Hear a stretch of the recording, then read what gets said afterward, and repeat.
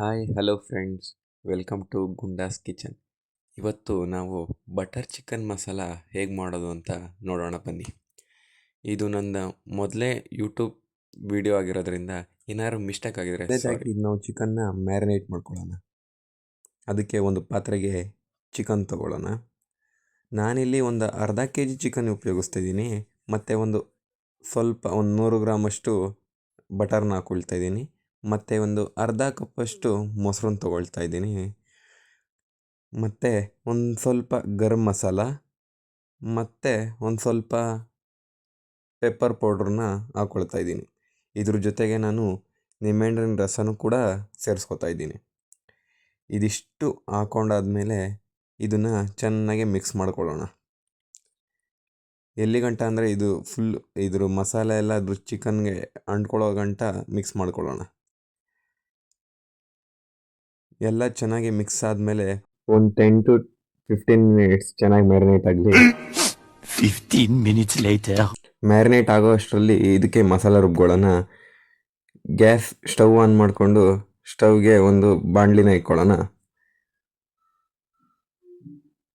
ಬಾಣಲಿಗೆ ಒಂದು 3 to 4 table ಸ್ಪೂನಷ್ಟು oil ಹಾಕ್ಕೊಳ್ಳೋಣ.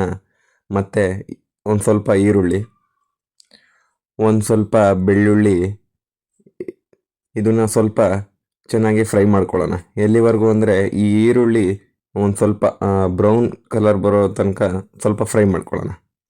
ಯಾಕಂದರೆ ಇದರಲ್ಲಿರೋಂಥ ಹಸಿ ವಾಸನೆ ಹೋಗಬೇಕು ಅಂತ. ಈರುಳ್ಳಿ ಈಗ ಕಲರ್ ಬಂದಿದೆ. ಅದಕ್ಕೆ ಈಗ ನಾನು ಒಂದು 3ರಿಂದ 4 ಟೊಮೊಟೊ ಹಣ್ಣು ಹಾಕ್ಕೊಳ್ತೀನಿ. ಇದನ್ನು ಸ್ವಲ್ಪ ಫ್ರೈ ಮಾಡ್ಕೊಳ್ಳೋಣ.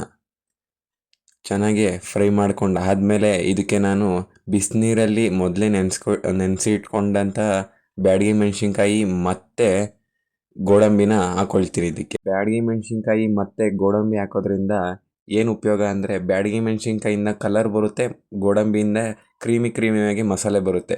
ಆದ್ದರಿಂದ ನಾನು ಈ 2 ಇಂಗ್ರೀಡಿಯನ್ನು ಇದಕ್ಕೆ ಸೇರಿಸ್ಕೊತಾ ಇದ್ದೀನಿ. ಇದು ಚೆನ್ನಾಗಿ ಫ್ರೈ ಆದಮೇಲೆ ಸ್ಟವ್ನ ಆಫ್ ಮಾಡಿಕೊಂಡು ಒಂದು ಸ್ವಲ್ಪ ತಣ್ಣಗೆ ಆದಮೇಲೆ ಇದನ್ನು ನಾವು ಮಿಕ್ಸಿ ಗ್ರೈಂಡರ್ಗೆ ಶಿಫ್ಟ್ ಮಾಡ್ಕೊಳ್ಳೋಣ. ಇದನ್ನೆಲ್ಲ ಮಿಕ್ಸಿ ಗ್ರೈಂಡರ್ಗೆ ಹಾಕೊಂಡಾದ್ಮೇಲೆ ಇದು ಸ್ವಲ್ಪ ನುಣ್ಣಗೆ ಆಡಿಸ್ಕೊಳ್ಳೋಣ.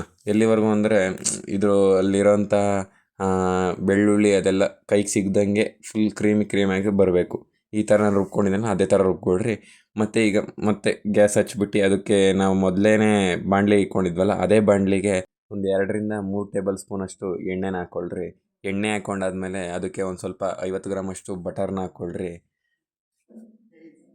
ಬಟರ್ ಯಾಕೆ ಜಾಸ್ತಿ ಯೂಸ್ ಮಾಡ್ತೀವಿ ಅಂದರೆ ಇದು ಬಟರ್ ಚಿಕನ್ ಮಸಾಲ, ಅದಕ್ಕೋಸ್ಕರ ಬಟರ್ ಒಂದು ಸ್ವಲ್ಪ ಜಾಸ್ತಿನೇ ಇರಲಿ ಇದಕ್ಕೆ. ಇದು ಬಟರ್ ಎಲ್ಲ ಒಂದು ಸ್ವಲ್ಪ ಕರಗಾದ್ಮೇಲೆ ಅದಕ್ಕೆ ನಾವು ಒಂದು ಬಿರಿಯಾನಿ ಎಲೆ ಹಾಕ್ಕೊಳ್ತೇನೆ, ಮತ್ತು ಚಕ್ಕೆ ಲವಂಗನೂ ಹಾಕ್ಕೊಳ್ತೇನೆ, ಮತ್ತು ಒಂದು ಸ್ವಲ್ಪ ಅರಿಶಿಣದ ಪುಡಿನೂ ಹಾಕ್ಕೊಳ್ತೀನಿ. ಸ್ವಲ್ಪ ಫ್ರೈ ಮಾಡ್ಕೊಳ್ಳೋಣ. ಹಂಗೆ ಫ್ರೈ ಮಾಡಾದಮೇಲೆ ನಾನು ಒಂದು 2ರಿಂದ 3 ಈರುಳ್ಳಿನ ಸಣ್ಣದಾಗಿ ಉತ್ತರಿಸ್ಕೊಂಡಿರೋದನ್ನ ಇದಕ್ಕೆ ಹಾಕ್ತೀನಿ. ನಾನು ಸ್ವಲ್ಪ ಚಿಕ್ಕದಾಗೇ ಈರುಳ್ಳಿನ ಉತ್ತರಿಸ್ಕೊಂಡಿರ್ರಿ. ಇದನ್ನು ಸ್ವಲ್ಪ ಎಣ್ಣೆಯಲ್ಲಿ ಚೆನ್ನಾಗಿ ಫ್ರೈ ಮಾಡ್ಕೊಳ್ಳಿ. ಎಲ್ಲಿವರೆಗೂ ಅಂದರೆ ಒಂದು ಸ್ವಲ್ಪ ಬ್ರೌನ್ ಕಲರ್ ಬರೋವರೆಗೂ ಅದನ್ನು ಫ್ರೈ ಮಾಡ್ಕೊಳ್ತಾನೇ ಇರ್ರಿ. ಇದಕ್ಕೆ ನಾನು ಒಂದು ಸ್ವಲ್ಪ ಗರಂ ಮಸಾಲನ ಆ್ಯಡ್ ಮಾಡ್ಕೋತೀನಿ. ನಾನು ಮುಂಚೆನೇ ಮ್ಯಾರಿನೇಟ್ ಮಾಡೋದಕ್ಕೇ ಗರಂ ಮಸಾಲ ಹಾಕ್ಕೊಂಡಿದ್ದೆ. ಅದಕ್ಕೆ ಈಗ ಒಂದು ಸ್ವಲ್ಪ ಹಾಕ್ಕೊಳ್ತೀನಿ ನಾನು ಗರಂ ಮಸಾಲ. ಹಾಕ್ಕೊಂಡಾದ್ಮೇಲೆ ಚೆನ್ನಾಗಿ ಒಂದು ಸ್ವಲ್ಪ ಫ್ರೈ ಆಗಲಿ. ಫ್ರೈ ಆದಮೇಲೆ ನಾವು ಇದಕ್ಕೆ ಮ್ಯಾರಿನೇಟ್ ಮಾಡಿ ಇಟ್ಕೊಂಡಿದ್ದಂತಹ ಚಿಕನನ್ನು ಇದಕ್ಕೆ ಹಾಕ್ಕೊಳ್ಳೋಣ. ಚಿಕನೆಲ್ಲ ಹಾಕ್ಕೊಂಡಾದ್ಮೇಲೆ ನಾವು ಇದನ್ನು ಚೆನ್ನಾಗಿ ಒಂದು ಸ್ವಲ್ಪ ಹೊತ್ತು ಫ್ರೈ ಮಾಡೋಣ. ಎಲ್ಲಿವರೆಗೂ ಅಂದರೆ ಇದರಲ್ಲಿರೋಂಥ ನೀರು ಎಲ್ಲ ಒಂದು ಸ್ವಲ್ಪ ಹಂಗೆ ಹೀರ್ಕೊಳ್ಳಿ ಅಂತ. ಆಮೇಲೆ ಮತ್ತು ಇದು ಹಸಿ ವಾಸನೆನೂ ಹೋಗಲಿ ಅಲ್ಲಿಗಂಟ ಒಂದು ಸ್ವಲ್ಪ ಫ್ರೈ ಮಾಡ್ಕೊಳ್ತಾ ಇರ್ರಿ. ಈಗ ಈ ಚಿಕನ್ನು ಫುಲ್ ಫ್ರೈ ಆಗಿದೆ ಮತ್ತು ಒಂದು ಸ್ವಲ್ಪ ಹಸಿ ವಾಸನೆನೂ ಹೋಗಿದೆ. ಇದಕ್ಕೆ ನಾನು ರುಬ್ಬಿಟ್ಕೊಂಡಂಥ ಮಸಾಲೆಯನ್ನು ಹಾಕ್ಕೊಳ್ತೀನಿ. ಈ ಮಸಾಲ ನಾನು 2ರಿಂದ 3 ಜನಕ್ಕೆ ಆಗೋಷ್ಟು ಮಾತ್ರ ಮಾಡ್ಕೊಳ್ತಾ ಇರೋದು. ಯಾಕಂದರೆ ನಮ್ಮ ಮನೇಲಿರೋದು ಇಬ್ಬರೇ. ನಿಮ್ಮ ಮನೇಲಿ ಜಾಸ್ತಿ ಜನ ಇತ್ತು ಅಂದರೆ ಒಂದು ಸ್ವಲ್ಪ ಕ್ವಾಂಟಿಟಿ ಇನ್ನೊಂದು ಸ್ವಲ್ಪ ಜಾಸ್ತಿ ಮಾಡಿರಿ, ತುಂಬ ಚೆನ್ನಾಗಿರುತ್ತೆ. ಇದನ್ನು ನೀವು ಚಪಾತಿ, ಪೂರಿ ಮತ್ತು ರೈಸ್ಗೂ ಸಹ ಹಾಕ್ಕೊಂಡು ತಿನ್ಬೋದು, ತುಂಬಾ ಚೆನ್ನಾಗಿರುತ್ತೆ. ಈಗ ನಾನು ಇದಕ್ಕೆ ಒಂದು ಸ್ವಲ್ಪ ಚಿಕನ್ ಮಸಾಲನೂ ಹಾಕ್ಕೊಳ್ತೇನೆ. ನಾನು ಹಳ್ಳಿ ಅವ್ರದ್ದು ಚಿಕನ್ ಮಸಾಲ ಯೂಸ್ ಮಾಡ್ತಾಯಿದ್ದೀನಿ. ನೀವು ಯಾವ್ದು ಬೇಕಾದ್ರೂ ಯೂಸ್ ಮಾಡಿರಿ. ಮತ್ತು ರುಚಿಗೆ ತಕ್ಕಷ್ಟು ಉಪ್ಪನ್ನ ಹಾಕ್ಕೊಳ್ತೇನೆ. ಉಪ್ಪೆಲ್ಲ ಹಾಕೊಂಡಾದ್ಮೇಲೆ ಒಂದು ಸ್ವಲ್ಪ ಹೊತ್ತು ಮಿಕ್ಸ್ ಮಾಡೋಣ. ಈ ಚಿಕನ್ನು ಒಂದು ಸ್ವಲ್ಪ ಚೆನ್ನಾಗಿ ಬೇಯಲಿ.